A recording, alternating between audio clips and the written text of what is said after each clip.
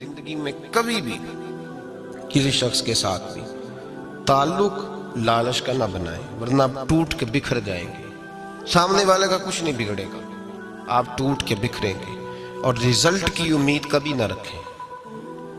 वफा होती दो तरफा है पर करनी एक तरफा चाहिए, याद रख लें। वफा होती दो तरफा है, करनी एक तरफा चाहिए। जो कहता है ना सामने वाला करेगा तो मैं करूंगा, वो भी कच्चा है, वो कमजोर है, वो अभी पक्का नहीं हुआ। वफा करनी एक तरफा चाहिए। तू कर, सामने वाला नहीं करता तो ना करे। तो अपनी तरफ देखना, सामने वाले को छोड़, वो नहीं करता तो ना करे, उसका अपना। हजरत इमाम अहमद बिन हंबल रहमतुल्लाह ताला अलैह, ये वफा के उन्वान में बड़ी अहम बात है अगर आपको समझ आए तो। इमाम अहमद बिन हंबल रहमतुल्लाह ताला अलैह झील के किनारे, नदी के किनारे वुजू कर रहे थे। एक बिच्छू साथ साथ चल रहा था, वो चलते चलते पानी में गिर गया। इमाम अहमद बिन हंबल ने हाथ रखा, बिच्छू को बाहर निकाला। जब बाहर निकाला तो उसने डांग मारा। जिसकी तबीयत में डांग होगा तो वो डांग ही मारेगा, क्योंकि पास है ही और कोई नहीं, तो वो करे क्या, वो मजबूर है। उसने डांग मारा, इमाम साहब ने बाहर रखा। भीगा हुआ बिच्छू आपने देखा हो, जब नदी किनारे चलता है तो फिर गिर जाता है। वो फिर गिरा तो इमाम साहब ने फिर निकाल के बाहर रखा, तो उसने फिर डांग मारा। फिर साथ साथ चलते चलते वो गिर गया। कई दफे ऐसे हुआ, कई दफा इमाम साहब ने निकाला। एक शख्स करीब खड़ा देख रहा था, वो कहने लगा हुजूर बस करें, आप निकालते हैं वो डांग मारता है, छोड़ दें। आप फरमाने लगे अच्छा भाई, बड़ा तू अजीब मशवरा दे रहा है। वो अपनी बुरी आदत पे डट गया है तो मैं अच्छी आदत ही छोड़ दूं? वो बुरी नहीं छोड़ रहा, डट गया है, बार बार डांग मारता है, तो मैं अच्छी छोड़ दूं? आप अपनी तरफ देखेंगे, हमारी तरफ से कोई कमी नहीं आनी चाहिए। सामने वाले जाने, उसका काम जाने। वफा का रिश्ता मजबूत रखें, दोस्ती का ताल्लुक मजबूत। मियाँ साहब ने कहा चंगी मंदी सजना को 100 वारी हो जाती। कितनी वारी? पक्की गल है ना जी? कितनी वारी? मियाँ साहब ने कहा 100 वारी। हम तो एक बारी भी माफी देने को तैयार नहीं। चंगी मंदी सजना को, ऐसे नहीं आने जाने वाले से नहीं। उसके मामले में तो हम खुददार है ना, हर एक से नहीं सुनते, वहां तो हम खुददार है। सजना को चंगी मंदी सजना कोलों 100 वारी हो जाती। यार यारां दा गिला नहीं करदे, असल प्रीत जिन्हां दी। दुनिया में वफा खत्म नहीं हुई, पर हमने वफा का रिश्ता ही नहीं बनाया, हमने ताल्लुक ही नहीं बनाया, वफा का ताल्लुक ही नहीं बनाया। मेरे शेख से किसी ने पूछा तो हुजूर आप हाथों में हाथ लेके बैत करते हैं? तो आप फरमाने लगे वो तो अदा है ना, वो सुन्नत है। लिए तो हाथों में हाथ ही होते हैं, लेकिन फरमाया जब किसी को सामने बिठाते हैं तो असल बात ही होती है कि हम दिलों में दिल लेके बैत कर रहे हैं, हम दिलों को दिलों से बांध रहे हैं। और ये वो रिश्ता है जो कब्र की दीवार के अंदर जाके भी दोबारा खुलता नहीं, ये कायम ही रहता है। रिश्ते वफा के पैदा करें, खुलूस के पैदा करें, लिल्लाहियत के पैदा करें। मेरे नबी पाक सैयद आलम सल्लल्लाहु ताला अलैहि वसल्लम ने इस वफा को आगे फैलाया है। नबी पाक सैयद आलम सल्लल्लाहु ताला अलैहि वसल्लम ने रिश्तों की मजबूती का हुक्म दिया है। अर्ज की या रसूल अल्लाह सल्लल्लाहु अलैहि वसल्लम, सहाबी ने पूछा हुजूर मुझे सबसे ज्यादा किस सदके का सवाब मिलेगा? तरगीब व तरहीब में हदीस मौजूद है, हुजूर किस सदके का सवाब सबसे ज्यादा है? तो अल्लाह के रसूल ने फरमाया तेरा रिश्तेदार हो, तुझसे नाराज हो और जरूरतमंद हो। तुझसे नाराज हो जरूरतमंद हो, तेरा अपना, उसको तू अगर सदका देगा तो अल्लाह तुझे सबसे ज्यादा अजर अता फरमाएगा।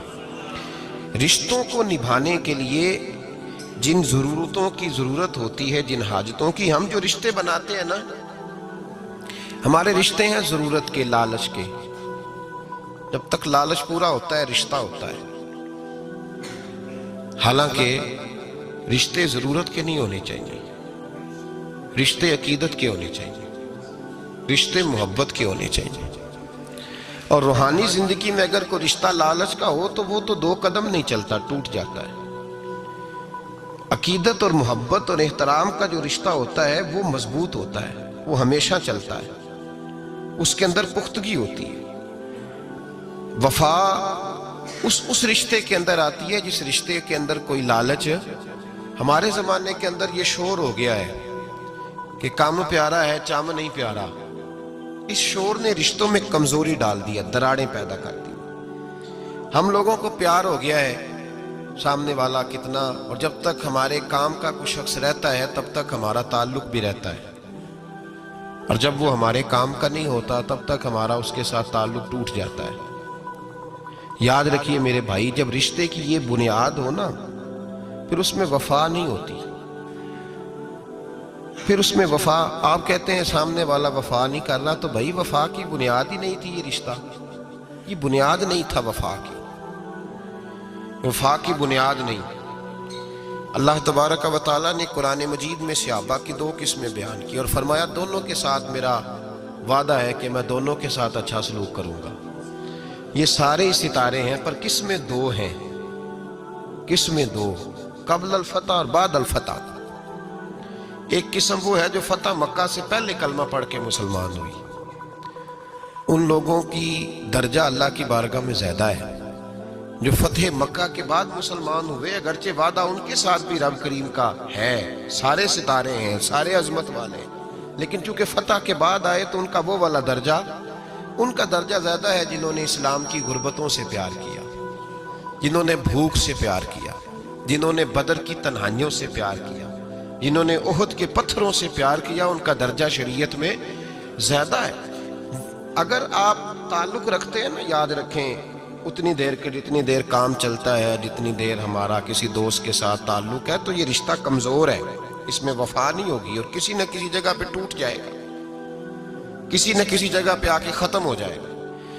صوفیاء یہ کہتے ہیں کہ اولاد کے ساتھ بھی اس تمنا کا رشتہ نہ رکھو کہ وہ میری وفادار ہوگی اور میری وہ کل کو خدمت کرے گی۔ کمیٹی نہ ڈالو کہ یہ بچے ہیں تو بڑے ہوں گے تو میں آرام سے بیٹھوں گا تو میری پینشن لگ جائے گی، یہ روٹی کما کے لائیں گے، یہ تو کمیٹی ہے، اولاد تو نہ ہوئی، کمیٹی نہ ڈالو، چھوڑو اس چکر کو۔ اولاد فرما بردار اگر ہوگی تو اپنے فائدے کے لیے ہوگی۔ ہم نے اسے یہ لالچ بھی، حضرت عبداللہ بن مبارک رحمت اللہ تعالیٰ علیہ فرماتے ہیں لالچ کے رشتے ہیں دنیا کے، لالچ کے۔ آپ کے انتقال کا وقت آیا تو اماں بڑا رو رہی تھی، عبداللہ بن مبارک رحمت اللہ علیہ اپنی اماں سے کہنے لگے اماں تو کیوں روتی ہے، تیرے تو اور بھی بیٹے ہیں، تو کو میرے بعد لوارث تو نہیں ہو جائے گی، آخری وقت ہے، نزع کا عالم، اماں تو کیوں روتی ہے، اور بھی بیٹے ہیں؟